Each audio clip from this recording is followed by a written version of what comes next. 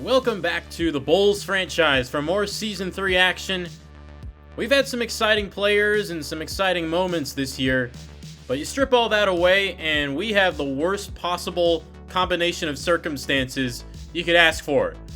We have the worst record in the league at 11-29, and we don't even own our draft pick. Due to 2K's limited protection rules, we owe our pick to the Spurs unconditionally at the end of this year. But we do own the Orlando Magic's first round pick, thanks to the Jrue Holiday trade a couple years ago. And there is one way to control our destiny ever so slightly, and that is by winning against this Magic team today and making their record just a little bit worse. Orlando comes into this game at 20-22, so an underwhelming year for them after swapping Jrue Holiday for James Harden in the offseason. They are currently in play-in position, and we are hoping that they miss the playoffs, which would give us a lottery pick. When I tell you this is the number one most important thing we're playing for here in Season 3, yeah, things are not great. And you know what else isn't great? Our defense. We've allowed 5 straight, now 6 made field goals in a row to start the game. Orlando already at 17, now 19, 4.5 minutes in. I expected this team to be a lot better than 20-22. Paolo Banchero is having himself a good year, and the Magic still have not missed a shot. We do force a turnover, though. Cole Anthony with the steal and a great cross-court pass from Andre Lorbeck over to Brandon Ingram, who hits the free throws. Still just a 6-point game, but the Magic offense is locked in. There's James Harden with the corner 3. He has it again down low, and we finally force a miss. Andre Lorbeck navigating inside and dropping off to Klingon for the lay-in. That was a nice play. Another turnover forced. Cole Anthony pushes it ahead to McDaniels, and Brandon Ingram has 9 points already. Drop steps to the rim and hangs in the air. What a finish from Ingram. Ingram has single-handedly kept us in this first quarter, and now we give 3 free throws to James Harden, the master of 3-shot fouls. There's another bucket from Ingram. He's got 14 of our 22. Harden dancing, blows by Anthony and lays it in. Harden has been absolutely stirring the pot against us in this first quarter as Mace Gadzarich flushes it home. Now we have Marvin Bagley hitting threes on us. The shot making has been contagious for this entire offense. Now Gadzarich gets blocked, and he commits the transition take foul in the backcourt. More free points for Harden and the Magic, and they have 33 with 3 minutes to go. Ingram with a nice contest, but Lamont Appling, the rookie guard we almost drafted, corrals that and puts it back in. Now we allow an offensive rebound on the missed free throw. The Magic are just one step ahead. Hartenstein with another offensive board shoves McDaniels out of the way and reverses it in. The Magic are 15 of 18, and another stupid turnover for good measure. This was how the entire rest of the game went. We ended up losing 132-105. Very disappointing that in perhaps the most important game of our season, which is crazy to say, we lay an absolute egg. B.I. was cooking all night. He finished with 38, but no one else finished with more than 14. And these Magic may have struggled out of the gates, but this lineup is dangerous. Harden makes this offense so much harder to guard. We follow that up with another loss to Portland and another one to Atlanta. But how about Jet Howard scoring 26 off the bench? It is officially the peak of trade season, and boy, do we have a lot of trade talks in this episode. We're going to kick it off with another big move for the Phoenix Suns, who just traded for James Wiseman, and now they get themselves a proper point guard in Fred VanVleet. He comes over from Brooklyn in return for Nasir Little, Saben Lee, and a couple second-rounders. It finally feels like the Suns roster is clicking. The last 2 years of solid play from Kevin Durant and Devin Booker have been wasted, but this might be the year that they finally get into the playoffs, and they certainly been making aggressive moves in order to make this roster the best it can be. We'll have more trades later, but for now, we've got some losing to do. The Rockets' smothering defense shuts us down for only 95 points. And Dalen Terry broke his ribs in this game, so he will likely be out until around the All-Star break. It feels like every year of this franchise, the Mavericks score 160 points in a game at least once, and we just happen to be the victims this year. And they didn't even need Luka Doncic, who is currently out with an injury. But guess who started in place of Doncic?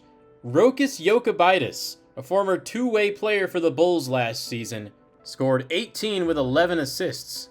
And even the Van Vleetless Brooklyn Nets are able to score 126 on us. We had a really nice game from Lorbeck. He had 28 and 9. Pat Williams had 19 on 7 to 10 shooting.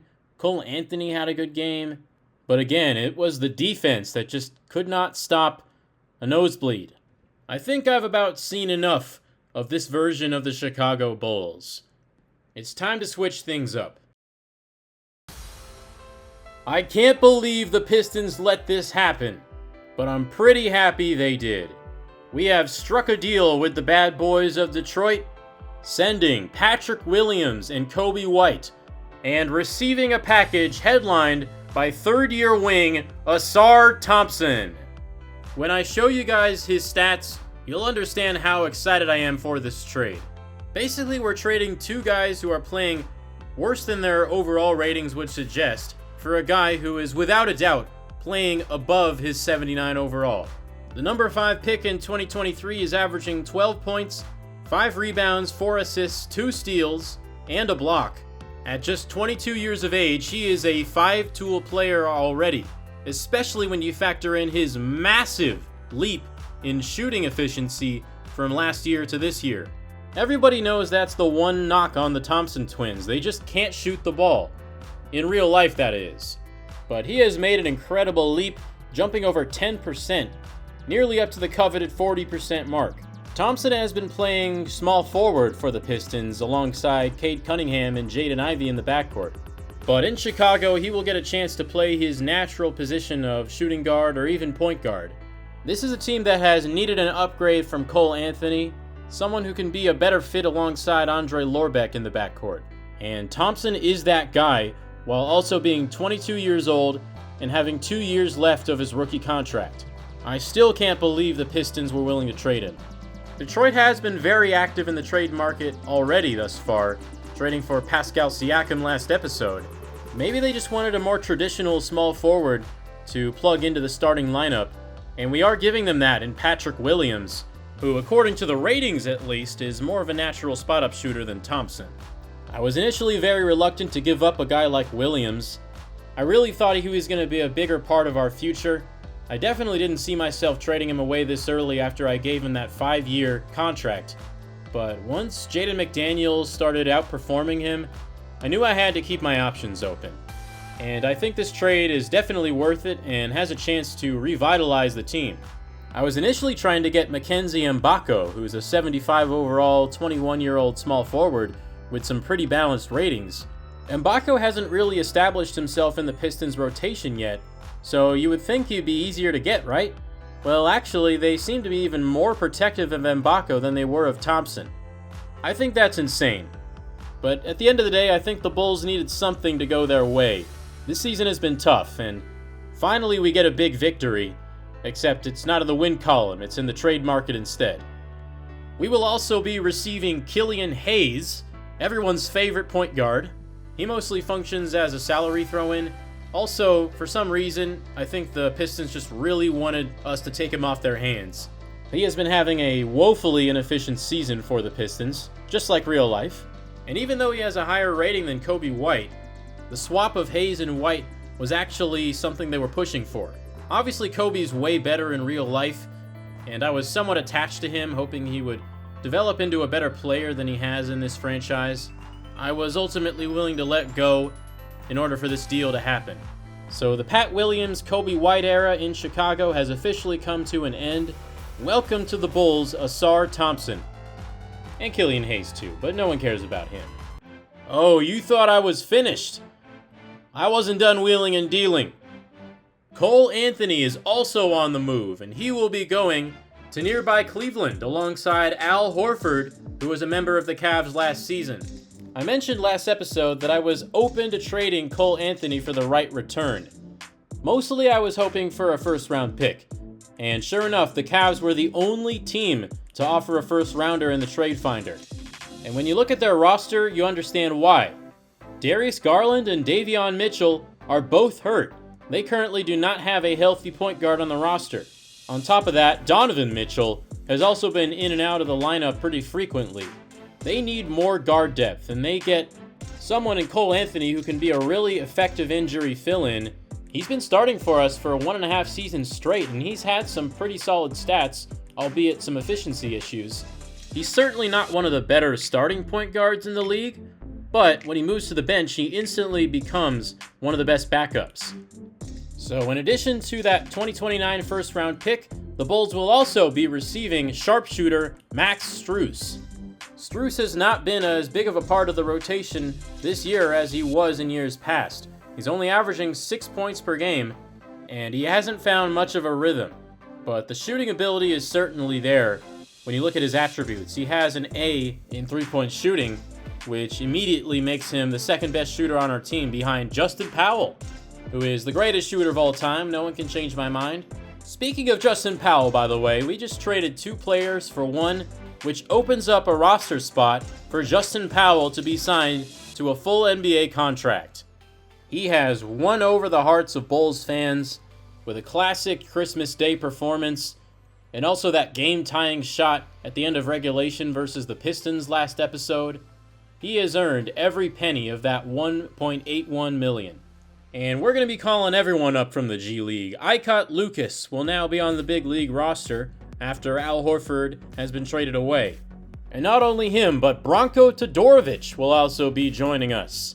At this point, we have no reason not to give the young guys some NBA experience. The end of the season is largely just going to be about learning how these guys play. So we've made our 2 big trades of the season.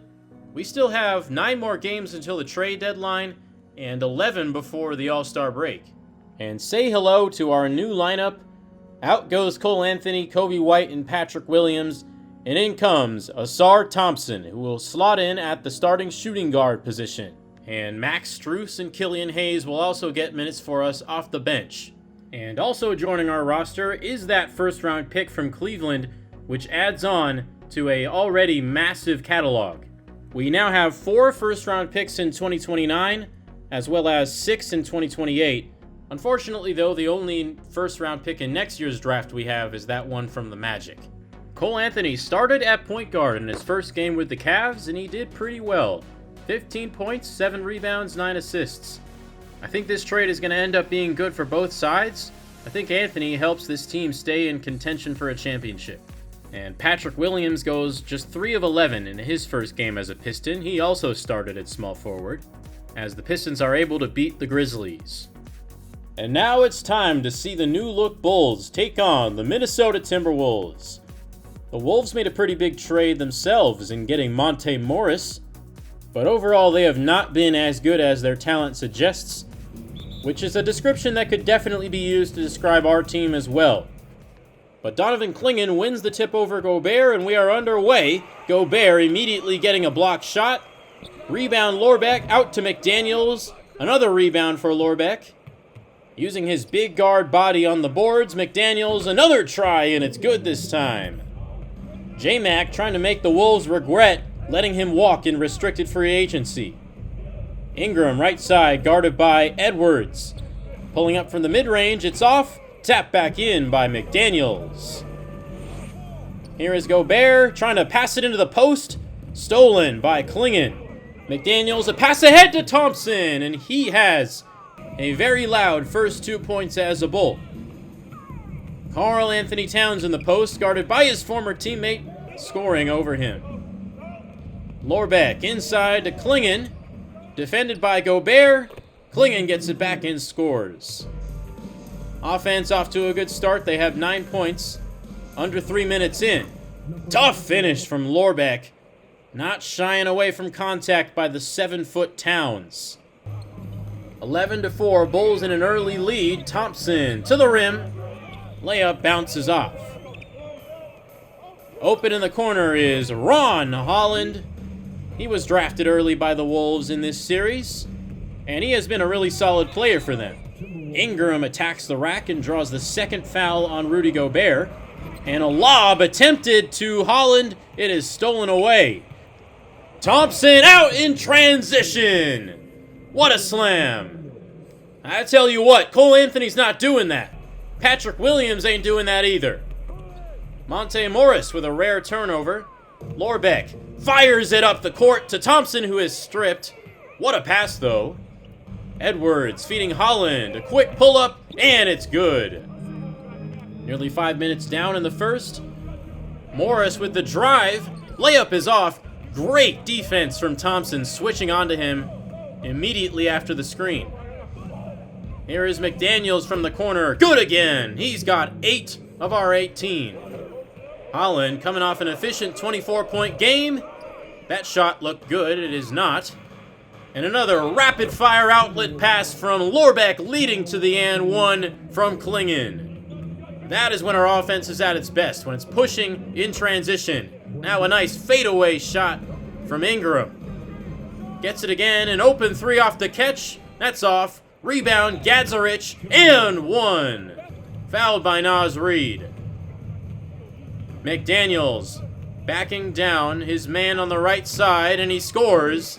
He's got 10 points and 5 rebounds, and we are destroying this Timberwolves team in the first. McDaniels is nearly outscoring them himself.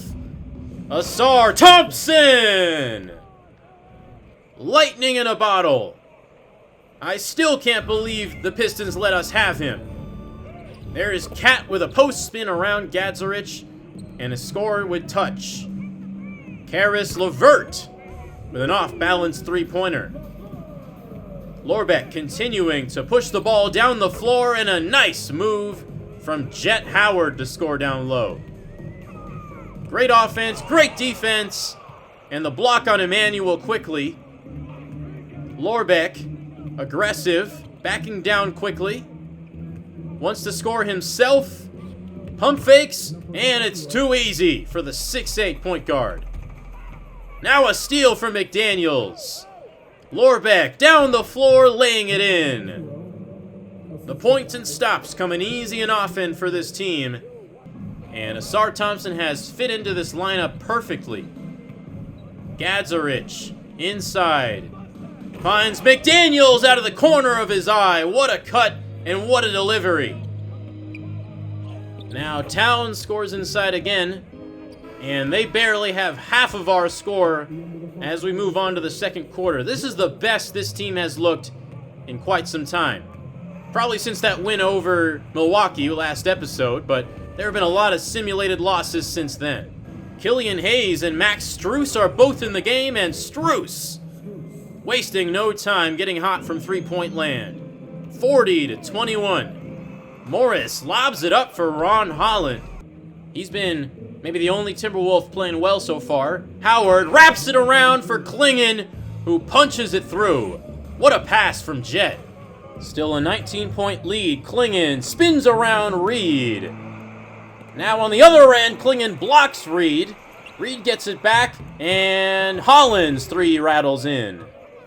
Shot clock winding down for the Bulls. Klingon finds the open man, Lorbeck. Good from range. I would love to check his field goal percentage splits depending on time left on the shot clock. It always feels like whenever our offense breaks down, he bails us out with a crazy shot. Max Strus ahead of everyone and drains the three. His second of the day. 52-29. Holland with a spin move left, step back, and a sweet jumper from the elbow. Ingram with a mid-range pull-up of his own, and it's good. Monte Morris will launch a three from the top of the key as we pass the midway point of the second. 54-34. Lorbeck. Wow, what a finish! The amount of strength and body control you need to get that shot off is crazy.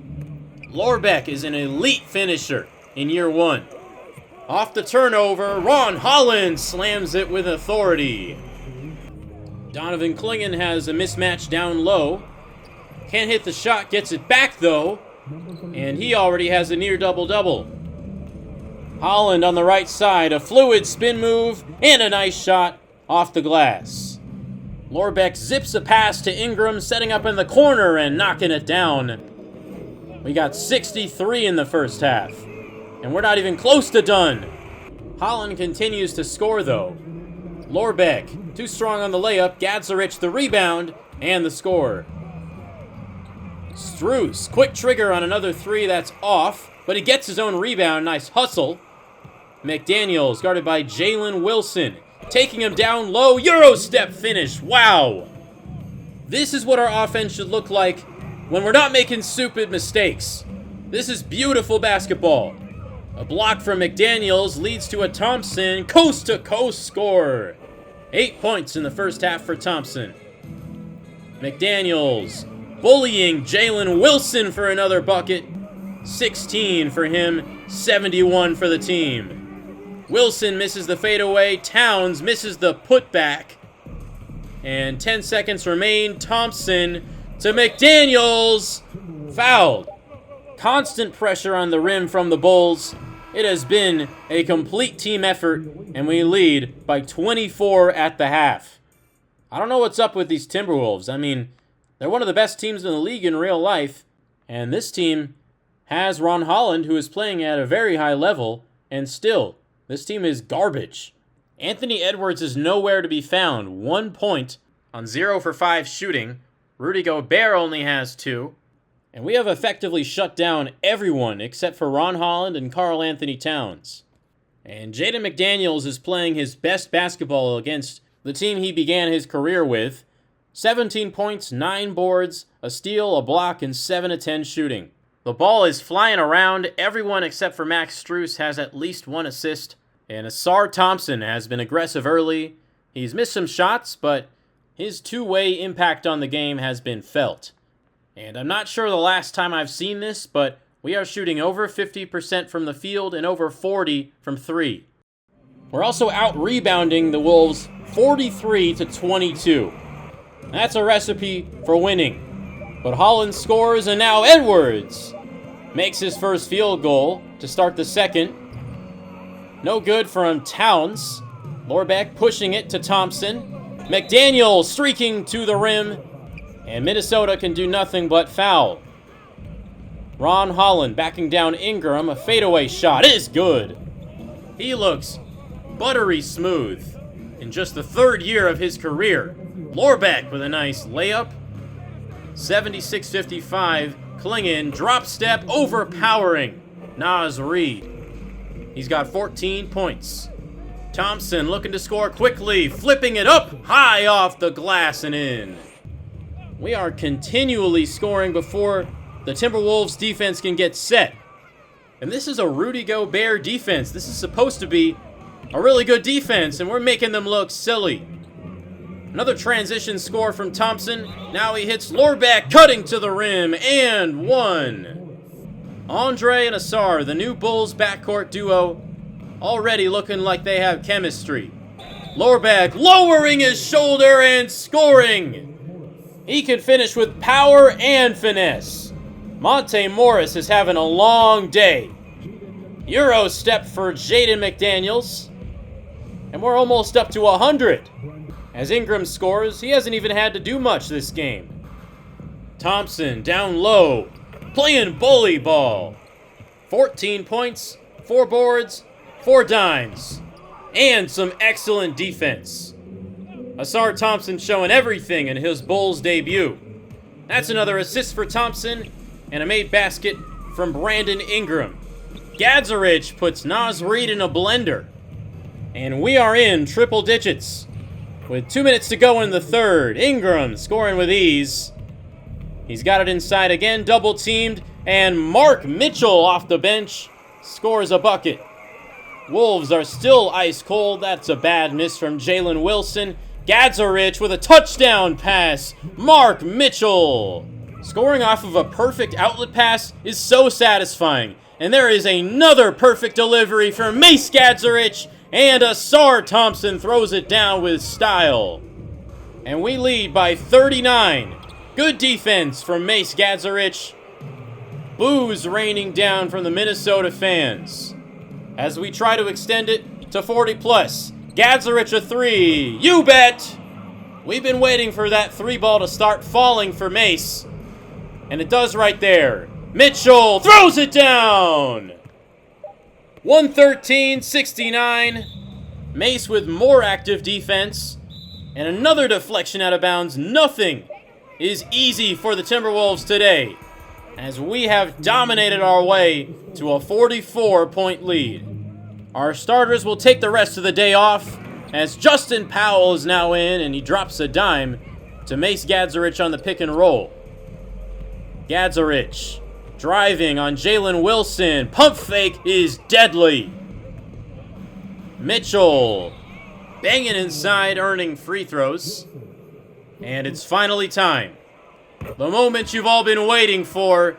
7'7", 324 pounds.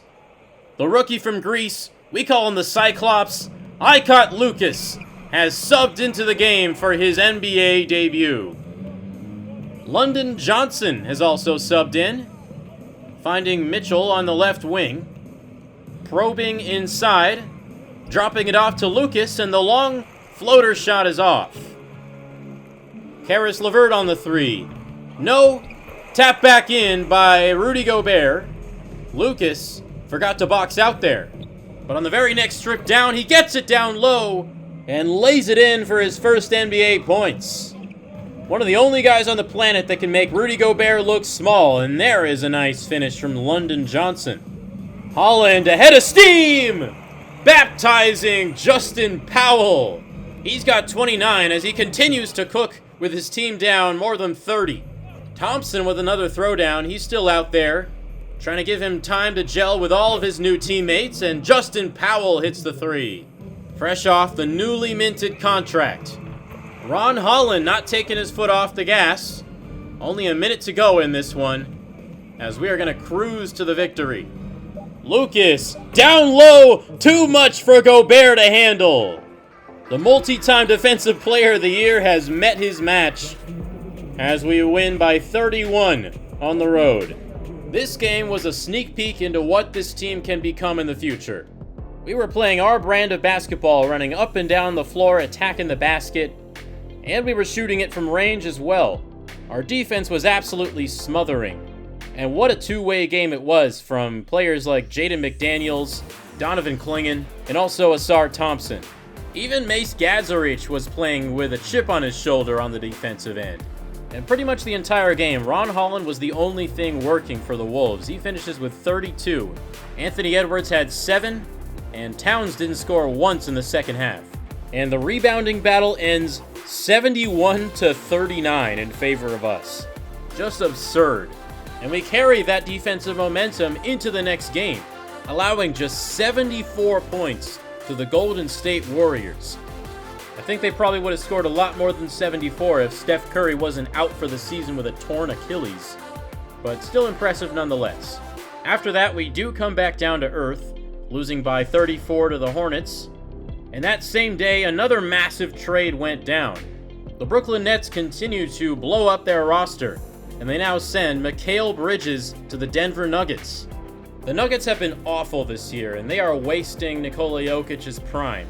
A big reason for that is Michael Porter Jr. is paid almost $40 million a year, and they have not been able to construct championship-level depth around Jokic with a contract like that on their books.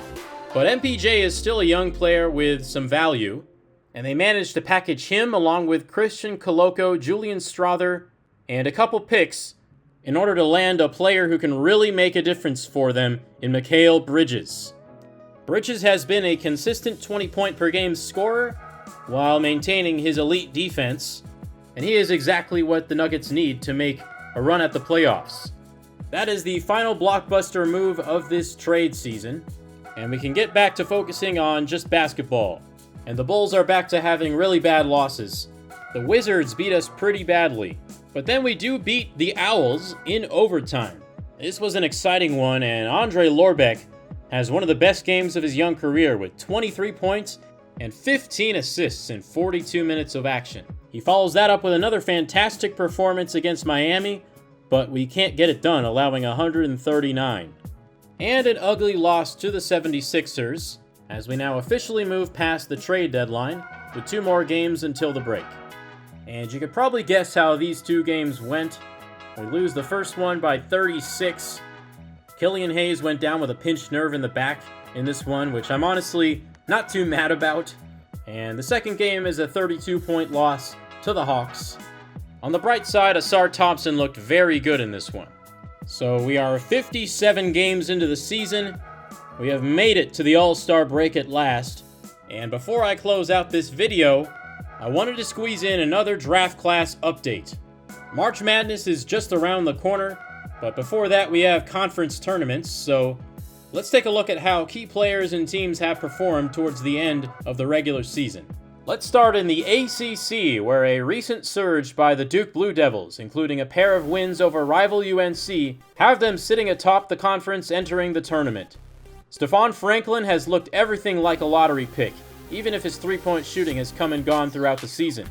When he's on, which as of late he has been, there have been few forwards capable of hanging with him, as he torched the Tar Heels for 32 points in their last matchup. That doesn't mean it's time to write off UNC.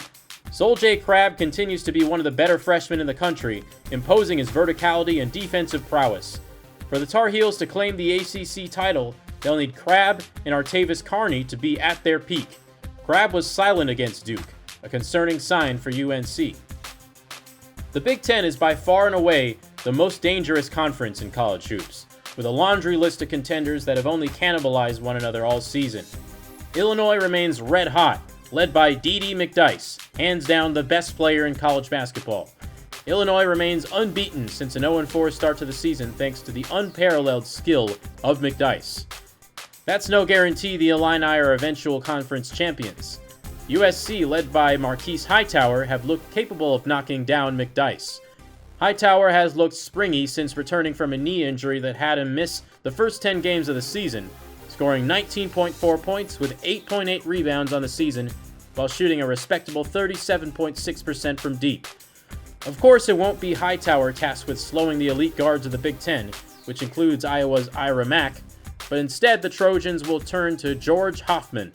Hoffman is a serviceable defender, but is often overpowered on defense, as was evident by the 2 losses to Illinois in which McDyess scored a combined 81 points. But that's not the most important thing he does for the Trojans. Hoffman is a dangerous deep threat, leading the team at 45.7% from deep. Despite a pair of losses to Illinois, neither were uncompetitive or uneventful for that matter. Illinois claimed a 91-88 overtime win in Los Angeles, followed by an 87-80 win in Champaign. If those are indications, the conference crown could be decided on fireworks. But again, it's not a too-deep conference. Mac and the Hawkeyes are one of the most poised and veteran teams in the country, thanks to Mac's just-win persona. A year ago, Mac led the Hawkeyes to the Sweet 16, including an upset of Big Ten rival Ohio State, before ultimately falling to James Napier and Michigan. A similar run this season is certainly likely. Ohio State has remained consistent, due in large part to freshman Jared Edwards. Edwards has entered the fray and been impactful right away, though not quite on the elite level of Hightower, Mack, or McDyess. But the Buckeyes are one of the deeper teams in the Big Ten, with Cameron Pressey and Kasib Toole flanking the freshmen. And don't count out the Badgers. Simon Beneman continues to enjoy an incredible breakout sophomore season. He's proven to be an elite scorer with impeccable touch underneath, scoring 22.5 a night. Only USC, with junior big man Devontae Zimmerman, has a big in-conference that can go up against Beneman, leaving the door open for the Badgers to pound the ball inside and pull an upset. You thought that was it? Oh no. USC isn't the only team in Southern California capable of raising a banner. Count UCLA among that group, thanks to Luis Kuzma. Kuzma has been inarguably the best forward in the country, with few proving capable of slowing him when he gets downhill. The one detriment has been his turnovers, which USC produced 6 of in their last meeting. If Kuzma can maintain possession, his ability to dominate inside will keep the Bruins alive. The Kansas Jayhawks may as well have the Big 12 on lockdown. Jaden Bibbs has proven to be maybe the best athlete in college basketball, and in the Big 12 there have been no signs of anyone being able to stop him. Consistently, the sophomore guard has found his way into the paint through his combination of an explosive first step and incredible handles. Most recently, Kansas has looked even more unstoppable with the hot streak of Riley Singler. A fellow sophomore, Singler arrived in Lawrence as a top 15 recruit, the presumptive pole-bearer to the Jayhawks' continued success. Instead, Singler struggled throughout his freshman year and the start of his sophomore campaign. That hasn't been the case recently. Singler scored 18, 21, and 23 points in the season's final 3 games, including 8 straight games of at least 15 points. If Singler has in fact found his groove, the Jayhawks will be tough to slow down. The once deep Pac-12 has dwindled to just one major contender. With the departures of USC and UCLA to the Big Ten and Mason Holt leaving Oregon for the NBA, the Utes remain as the top team in the conference. Big man Trey Orton has been one of the best bigs in the country, with his elite defense both inside and on the perimeter. Some scouts believe Orton will be the first big off the board in the draft, crediting his elite defensive upside. He hasn't rounded into form as a consistent scorer, but when he's on, he's showed incredible upside there, including a 24-point, 12-rebound, 7-block outburst against Oregon State in early February. The SEC isn't quite as deep as it was a year ago. Kentucky, who entered the season with a talented freshman class, has sputtered. Guard Derek Hardaway and wing Dorian Knight have still not found their rhythm after joining the Wildcats as potential lottery picks. Instead, the Wildcats have looked similar to the 2014 iteration, in which they entered with high expectations only to stumble before making a run to the Final Four. Can this team do that? It's hard to say. They certainly haven't shown signs of being able to, but things could always change. The team most likely to make a run is Missouri. The Tigers are led by Jermaine Rhodes, who continues to make an outside case to be the top pick in the draft, however unlikely. They also rely heavily on senior guard Jalen Lockett, who has provided the type of veteran leadership that steadies the ship when the going gets tough. Texas A&M and Florida are also dark horses. Tajir Godby is one of the most versatile wing defenders in the country, drawing comparisons to Michael Kidd-Gilchrist. If Godby gets hot on offense, the Aggies could pull a stunner. The Gators, meanwhile, have junior Logan Warwick at the helm. Warwick has proven to be a deadly deep shooter capable of flipping a game, like when he nailed 6 triples en route to 27 points in a come-from-behind 71-64 win over Kentucky in January. Memphis and UConn are expected to battle it out for the American crown. Antoine Okoro has guided the Huskies to the second-best mark in the conference behind only Memphis.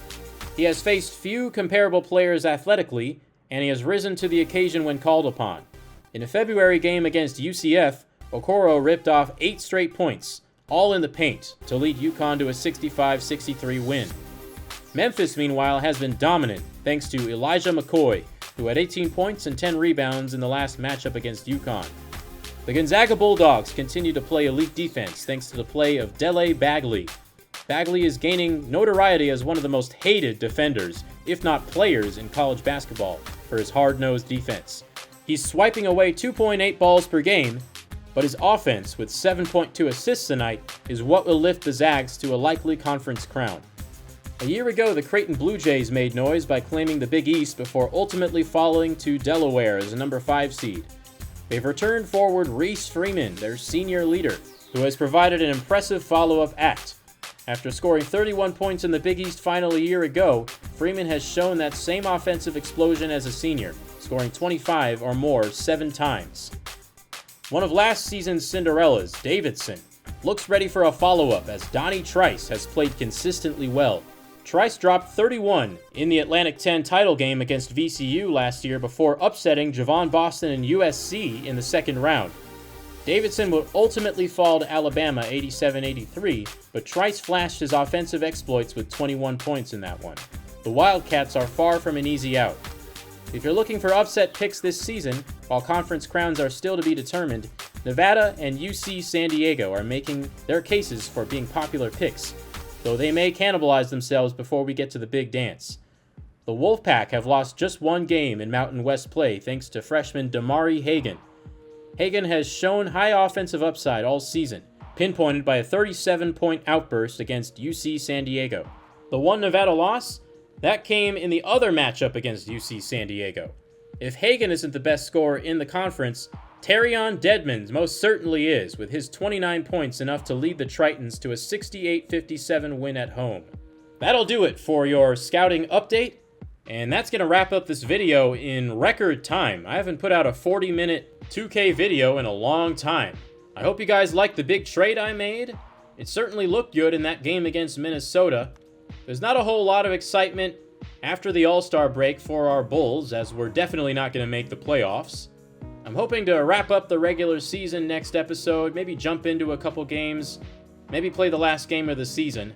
But I'm kind of feeling the time crunch, as 2K is going to shut the servers off for 2K23 by the end of this season, and I still feel like I'm a long way from the finish line with these Bulls. So hopefully I can continue to get these videos out consistently and continue to make this team better. Hope you guys enjoyed watching. If you like what you see, would really appreciate a comment, a subscription, a like, whatever you can do to support me. I'll see you guys for the conclusion of Season 3 of the Bulls franchise in next episode. Have a great rest of your day, everyone.